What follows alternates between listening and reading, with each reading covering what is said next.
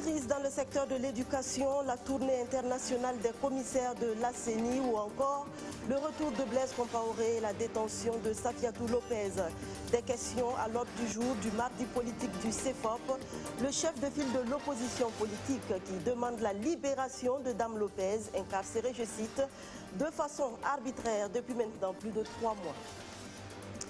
Mettre fin à la corruption et aux critères du moins 10 ans dans l'attribution des marchés publics. La nouvelle équipe du syndicat national des entrepreneurs du BTP s'est assignée cette mission. Elle a été installée dimanche dernier au cours d'une assemblée générale.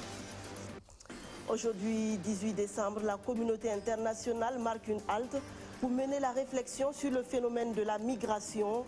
La journée internationale des migrants est célébrée cette année sous le signe de la dignité. Voilà pour le sommet, mesdames, messieurs. Bonsoir et bienvenue à tous. C'était la dernière conférence de presse hebdomadaire de l'année du chef de file de l'opposition politique. Au menu, je vous le disais tantôt, la situation de crise dans le secteur de l'éducation, la tournée internationale des commissaires de la CENI, la question du retour de Blaise Compaoré et la détention de Safiatou Lopez. Une détention jugée arbitraire par le CEFOP qui demande qu'on accorde une liberté provisoire à cette figure des organisations de la société civile. Kwame Hervé-Dapa. Pour sa dernière conférence de presse hebdomadaire de l'année, le CEFOP a fait du CEFOP, c'est-à-dire parler des sujets qui font l'actualité sans pour autant apporter à chaque fois et sur tous les sujets de la nouveauté au débat. C'est un peu le cas de la situation de crise dans le secteur de l'éducation. Des dizaines de milliers d'élèves du Sahel, du Nord, de l'Est et de la Boucle du Moun sont privés d'école. Des enseignants sont violentés et menacés. Le président Kaboré et son équipe assistent passivement à cette descente aux enfers. Nous les invitons à se réveiller et à éteindre non seulement ce foyer, mais aussi le second foyer né du mécontentement des enseignants. Éducation, mais aussi dossier judiciaire, notamment le cas de la détention de Safiatou Lopez Zongo. Cette militante et activiste a été arrêtée il y a à peu près 4 mois, accusée de complot. Une accusation battue en brèche par le CEFOP qui demande qu'on la relâche.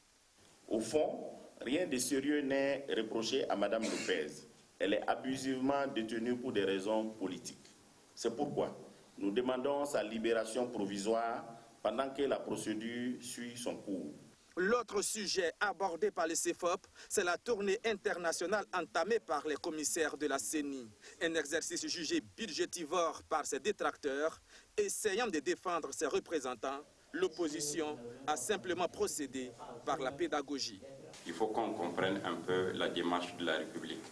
Au niveau des textes de l'État, notamment au ministère de l'Économie et des Finances, les agents de l'État qui vont en mission ou ceux qui vont en mission sur le front de l'État, il y a un taux qui est homologué. Et les commissaires de la CENI sont logés à la même enseigne. Interrogé sur les résultats d'une enquête de la CGD qui indique que plus de la moitié des Burkinabés souhaitaient le retour de l'ancien président Blaise Compaoré, le CEFOP déclare que lui non plus n'y est pas opposé. Bien au contraire. Ça nous intéresse même qu'ils viennent pour que nous puissions savoir comment ça s'est passé le 15 octobre où il dit qu'il dormait de palu. Ainsi, dans le cadre de la réconciliation, on doit venir et qu'on dit c'est parce qu'il est à l'extérieur que ses anciens amis Touareg nous attaquent et qu'il doit venir pour dire ben il ne faut plus les attaquer parce que je suis là. Mais nous ne pouvons qu'applaudir son retour. Quant à la récente rencontre entre le gouvernement et la CCVC qui a abouti à un échec des négociations sur la hausse des prix du carburant, l'opposition a apporté tout son soutien à la position des syndicalistes. Le procès du putsch manqué de septembre 2015 et le général Djibril Bassolé qui se présente en principe demain, mercredi, à la barre. Débuté le 26 novembre dernier, l'interrogatoire du général Gilbert Diendéré a pris fin ce mardi 18 décembre. Romo Koita. Après 4 semaines d'audition, 4 semaines de débats contradictoires sur les 5 faits reprochés au général Gilbert Diendéré, son interrogatoire a pris fin ce 18 décembre. On retiendra que le général n'a ni plaidé coupable ni plaidé non coupable. Il a affirmé qu'il n'est pas le commanditaire du coup d'État, mais du moment où il a été président du CND, il est prêt à assumer les actes qu'il a posés. C'est pourquoi il n'a cessé de mettre en cause la hiérarchie militaire qu'il estime avoir joué un rôle important dans ce coup d'État. Mais après 13 jours d'audition, que pensent les avocats des différentes parties sur la défense du général Gilbert Diendéré? Quand on entend aujourd'hui le général vous dire, celui-là qui est sorti à la télévision, devant le peuple burkinabé pour se présenter comme le président du CND, donc auteur principal du changement par force du régime en place, vous dire aujourd'hui, par la voix de ses avocats, je ne me reconnais coupable de rien en ce qui concerne ce coup d'État. Je souhaite d'ailleurs être acquitté. Mais c'est vraiment fort du café. Mais si le général est acquitté, qui devrait être condamné? Si celui-là même qui est la tête pensante, l'image même du coup d'État est acquitté, qui devrait être condamné? C'est ahurissant comme stratégie de défense. Mais aujourd'hui, ils n'ont pas pu, sur une seule infraction, rapporter la moindre preuve. Quand vous avez suivi, c'est des allégations. Donc, il faut démontrer que tu n'as pas fait. Non, c'est à eux de démontrer qu'il a fait. Et je leur ai dit, s'ils avaient les preuves, depuis 3 jours, on avait fini. Si on n'a pas fini, et 13 jours après, 100 jours après le début du procès, eux et le parquet nous disent, sur les 80 personnes poursuivies, on ne sait pas qui a fait le putsch. Faut-il encore continuer à parler de putsch? Après 83 auditionnés sur 84 inculpés, personne ne peut dire à ce stade du procès qui est le véritable commanditaire du coup d'État. L'accusation espère que les confrontations et la présentation des pièces à conviction permettront de réunir toutes les pièces du puzzle. Pour son mot de fin, le général Gilbert Diendéré a tenu une fois de plus à réitérer son pardon à l'endroit du peuple burkinabé et particulièrement à l'endroit des familles des victimes. Avant de rejoindre sa place, il a tenu à serrer individuellement la main de tous les avocats, y compris celle de maître Guy Evekam, avec qui il a quelquefois eu maille à partir au cours des auditions. Le général Gilbert Diendéré, c'est fini pour cette étape. Ce mercredi 19 décembre, ce sera au tour du général Djibril Bassolé de passer à la barre. Mais ses avocats ont demandé au tribunal de reporter l'audition de leurs clients après les fêtes de fin d'année. La raison? Permettre aussi aux avocats étrangers de pouvoir assister leurs clients, car selon Maître Bonkougou, ces derniers auraient un problème de mobilité durant ces fêtes. La question sur ce report sera débattue ce mercredi. Le budget 2019 a été adopté ce soir par l'Assemblée nationale. Un budget déficitaire estimé à plus de 2213 milliards de francs CFA pour les dépenses et plus de 1954 milliards de francs CFA pour ce qui est des recettes. Un budget qui fait la part belle à la défense et à la sécurité. Les débats pour aboutir à ce vote, 88 voix pour et 38 contre, ont été pour le moins houleux. Nous y reviendrons dans nos prochaines éditions. Le budget 2019 sera sans doute très prochainement à la loupe du CIFOWEB, le Centre d'information, de formation et d'orientation et d'études budgétaires qui vient de publier les résultats d'une étude sur les allocations budgétaires aux secteurs prioritaires. Ces secteurs sont l'éducation, la santé et les infrastructures. L'étude a porté sur le budget de l'État de 2010 à 2018 avec un accent soutenu sur les 3 dernières années. Et d'après cette enquête, le Burkina Faso s'endette d'année en année et on dépense plus pour fonctionner que pour investir. Abdou Razak Traoré. C'est une étude qui dissèque le budget du Burkina Faso sur la période de 2010 à 2018 avec un accent particulier sur ces 3 dernières années dans le domaine de la santé, de l'éducation et des infrastructures. Première caractéristique relevée dans la santé et l'éducation, les dépenses de fonctionnement ont damé le pion aux investissements. Les dépenses ont été exécutées à moins de 50%, ou à maximum 50% pour la plupart des dépenses de ces 2 ministères en termes d'investissement. Par contre, pour ce qui est des dépenses de fonctionnement, il y a eu une exécution plus ou moins à plus de 90-95% des dépenses de fonctionnement. Donc, autrement dit, nous sommes en train de faire des dépenses pour fonctionner et non pas pour investir, pour assurer un développement durable. A contrario, au département des infrastructures, le constat est tout autre. Les dépenses de fonctionnement n'ont pas pu prendre le dessus. Mais là, ce qui nous a beaucoup frappé, c'est que les dépenses d'investissement au niveau des infrastructures ont fortement augmenté et ont un taux d'exécution de plus de 75% en 2017 et en 2018. Ça veut dire vraiment qu'on fait beaucoup d'efforts dans le domaine. Mais il faudrait qu'on aille jusqu'au bout dans nos efforts. Ça veut dire quoi? Que les infrastructures qui sont réalisées, qu'on s'assure d'un bon contrôle suivi de ces infrastructures. L'étude financée par la Banque mondiale tire également la sonnette d'alarme sur le risque d'insoutenabilité du budget. Ces dernières années, les dépenses publiques ont toujours été supérieures aux recettes. Toute la période de l'analyse, nous avons noté que les dépenses publiques sont nettement au-dessus des recettes publiques. Ça veut dire quoi? Nous dépensons au-delà de ce que nous avons nous-mêmes comme ressources. Donc, ça montre clairement, si on a pu faire ces dépenses, c'est qu'on est en train de faire appel à un instrument financier, qui est quoi? La dette. Et c'est cette dette qui est en train de s'accumuler davantage et qui, si nous nous prenons garde, peut encore exploser et devenir, comme nous le disons dans le jargon économique, insoutenable. Dans le secteur de l'éducation, le rapport a aussi révélé une disparité entre les programmes de soutien et les programmes opérationnels censés incarner les financements publics du domaine. Mais le constat est que les ressources en soutien ont pris de l'avance et il y a lieu de corriger la situation. Dans la santé, la politique de gratuité des soins est passée à la loupe de l'expert du Sifweb qui a constaté un manque de ressources.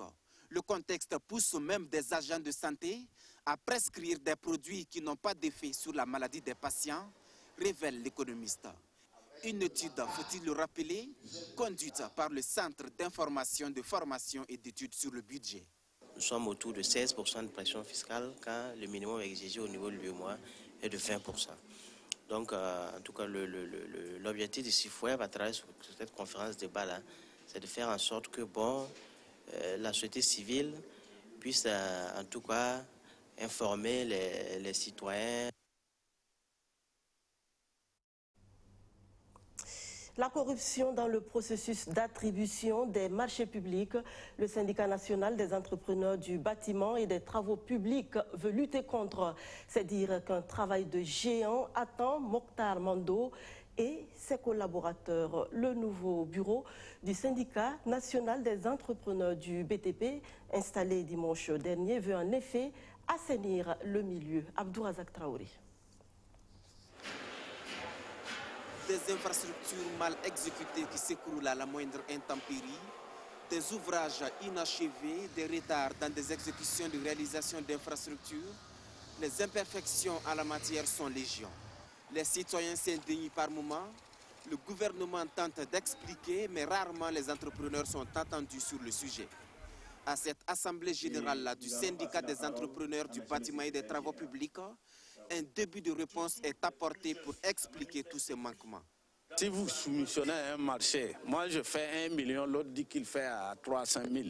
On donne à celui de 300 000, tout en sachant qu'il ne peut pas le réaliser, mais on lui donne quand même. Après, on voit qu'il ne peut pas. Et c'est ça qui fait qu'aujourd'hui, vous voyez, les tôles qui s'envolent par les effets des vents et puis les murs fracturés. Tout ça là, c'est ça. C'est le critère de moins de 10 ans qui fait ça.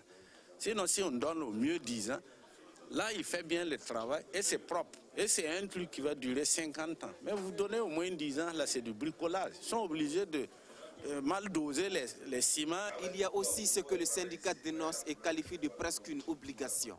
Les dessous de table versés afin de bénéficier des marchés.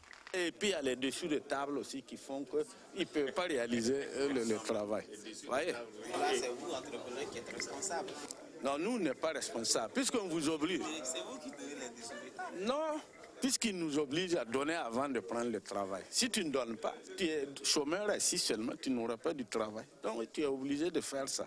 pour pouvoir travailler? Non, il nous faut un cadre juridique institutionnel adéquat pour que chacun prenne ses responsabilités. C'est-à-dire, nous devons prendre aussi nos responsabilités, mais nos partenaires en face aussi. C'est-à-dire, c'est un mouvement d'ensemble. S'il y a une dichotomie, ça ne marche pas. Si au niveau de l'État, on marche plus fort qu'au niveau des acteurs du BTP, bien sûr que ce que vous rencontrez, des chantiers inachevés, mal faits, et ou d'autres mots qu'on accuse. Les chantiers sont donc vastes et complexes pour que prospère un secteur du BTP au Burkina Faso. La nouvelle équipe issue de l'Assemblée générale le sait bien. C'est pourquoi elle veut commencer par unir les membres avant d'aller en lutte. Donc, tout de suite, vous savez que sans cohésion, sans adhésion, il y a point d'avancement. On l'a dit, on l'a décliné. Je pense que tout le monde a compris que c'est l'union qui fait la force. Donc, je crois que c'est un dénominateur commun qui, aujourd'hui, est réellement le vœu cher de tout un chacun, membre de ce syndicat. Le nouveau bureau du syndicat national des entrepreneurs du BTP compte une cinquantaine de membres, un bureau élu par consensus pour un mandat de 5 ans. Donc, par acclamation.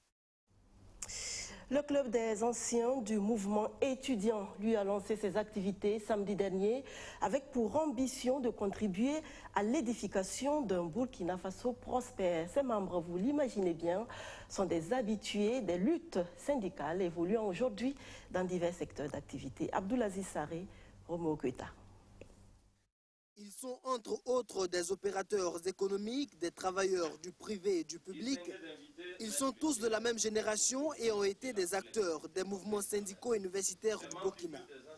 Ils ont participé aux luttes qui ont jalonné leur cursus scolaire, telles que la lutte des 52 jours en 1996, l'affaire Norbert Zongo en 1998 et celle contre l'invalidation de l'année académique 1999-2000.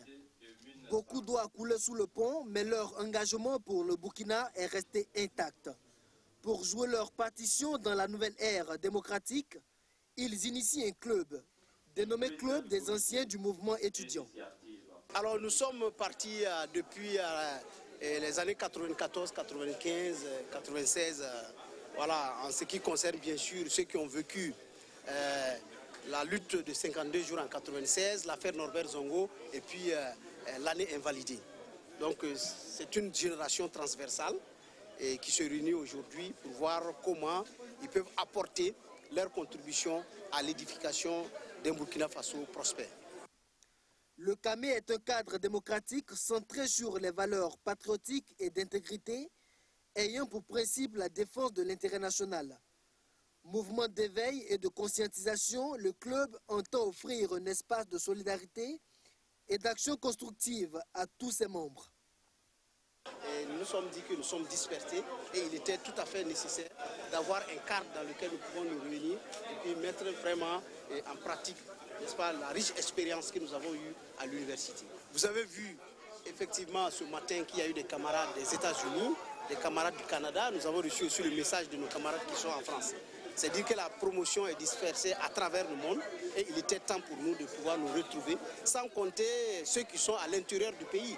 Il y a des gens qui ont quitté Koudougou, Bobo, Tenkorogo pour être là ici.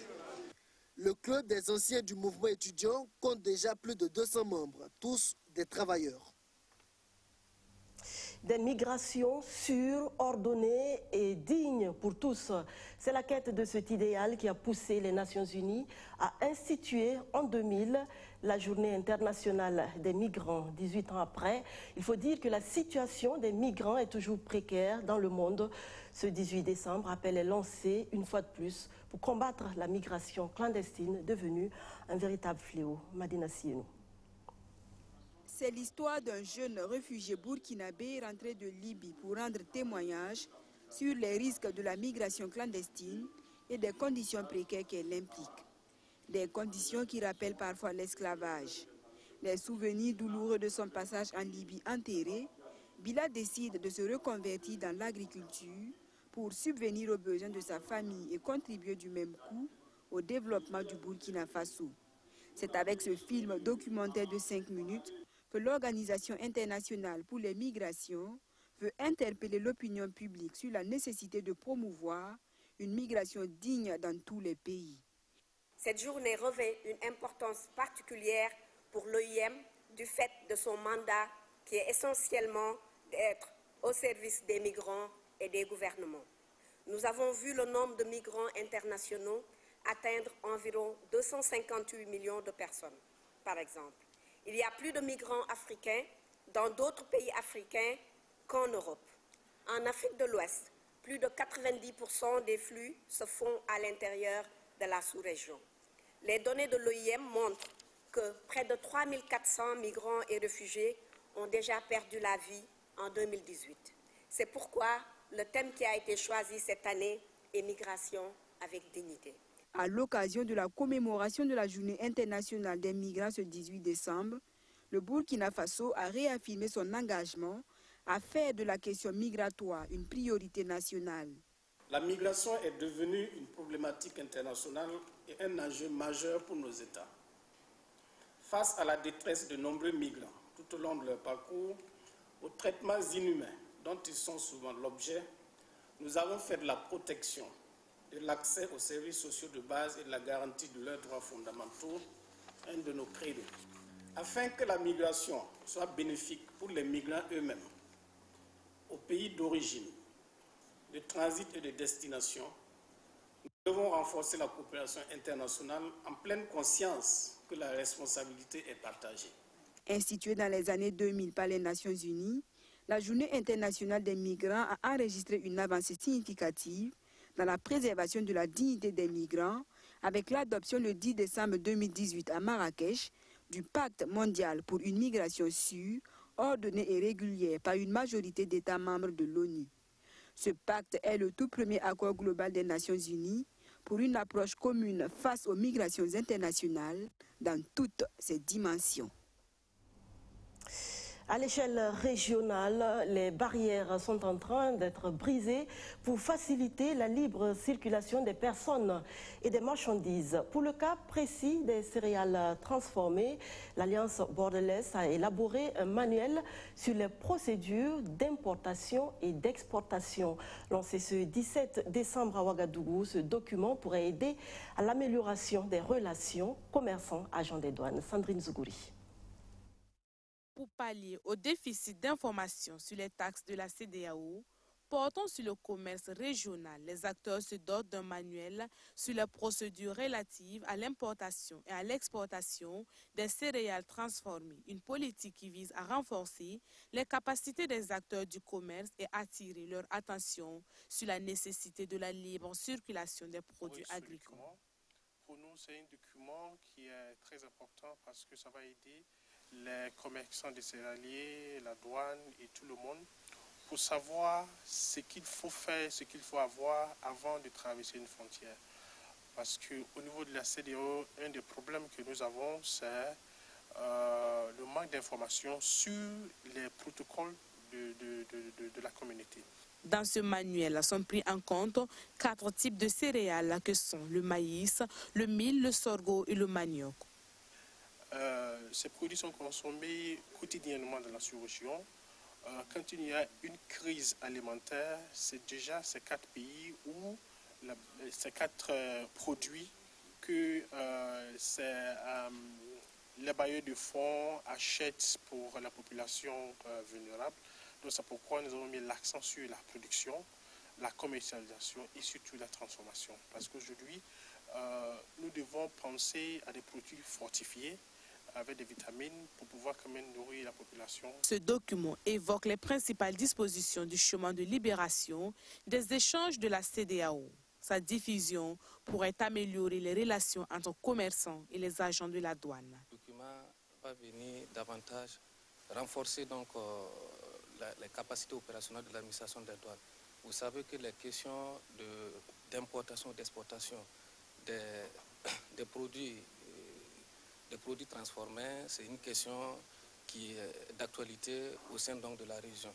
Donc cet outil vient davantage galvaniser l'administration des douanes qui en tout cas est un acteur clé pour donc, la mise en œuvre du schéma de libéralisation des échanges. Oui, cet atelier, nous ne participons, il est bien, il vient renforcer ce qui était là. Puisque en temps, il n'y avait pas de... La communication ne se passait pas entre la sécurité et les commerçants. Mais maintenant, bon, comme cette structure est là maintenant, ça va nous faciliter la tâche. Destiné aux acteurs du commerce frontalier, son élaboration par le secrétariat exécutif de l'Alliance bordelaise a bénéficié de l'appui financier de la coopération britannique à travers son programme Watt FM. Son lancement ce 17 décembre a connu la participation de 60 acteurs du secteur privé. La vie est ainsi faite que plusieurs fois vous serez froissé, piétiné, brisé, rejeté par les gens et les événements. Quand cela va se produire, vous allez penser que vous ne valez plus rien. Mais ce n'est pas vrai, car vous ne changerez jamais aux yeux des personnes qui vous aiment vraiment. Pour elles, vous aurez toujours de la valeur. Tâchez donc de ne pas trop vous morfondre en pareilles circonstances. Merci de rester fidèle à BF1. À demain.